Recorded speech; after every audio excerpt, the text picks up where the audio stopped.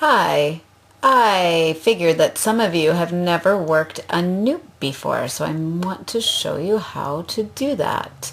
I'm going to start with a yarn over before the Nupp because I know that in many of my patterns that use Nupps and other patterns you'll run into, there is a yarn over before and after the Nupps oftentimes. So I got a yarn over there. Now I'm going in to work the Nupp.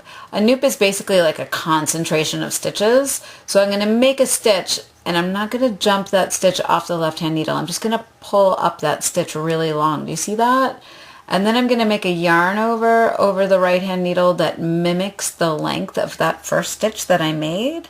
And the goal from here on out is to try to keep these the same length. I find that when some people go to make Nupps, those stitches get smaller and smaller on their needles, and it ends up being really hard to work into the Nupp on the next row.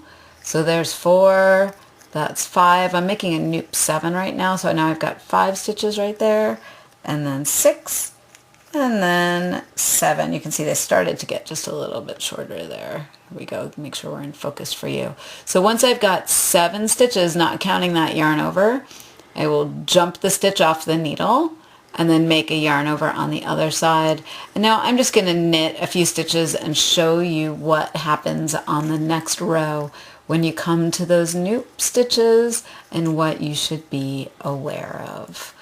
Some people really don't like knitting Nupps. If you are one of those people, you do not have to knit Nupps in my patterns. You can either just work them as a plain knit stitch, or you could place a bead instead of working a Nupp.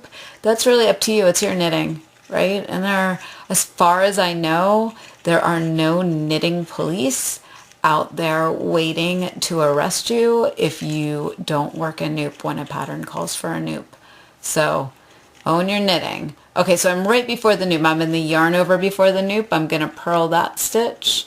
And now I'm going to purl the 7 stitches of the Nupp together. The most important thing is to pull that yarn over on the other side out of the way. So I just have 7 stitches right there.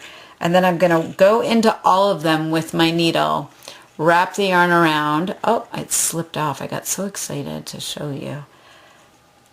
Put the needle into all 7 of those, wrap the yarn around, and pull it through, right? So I've just made that Nupp, and now I am going to purl the next yarn over. If you have a hard time getting through your Nupp stitches, you could use a crochet hook to go through. You could use a smaller needle. But if you work it loosely like I showed you, you really should not have a problem. You just want to make sure that you get your needle through all of those stitches so you don't end up with a loop that is not attached. So let's just turn around and look at it from the other side so you can see what that Nupp looks like. Pretty cool, huh? Have fun Nupping away and let me know if you have questions. I'm happy to help you.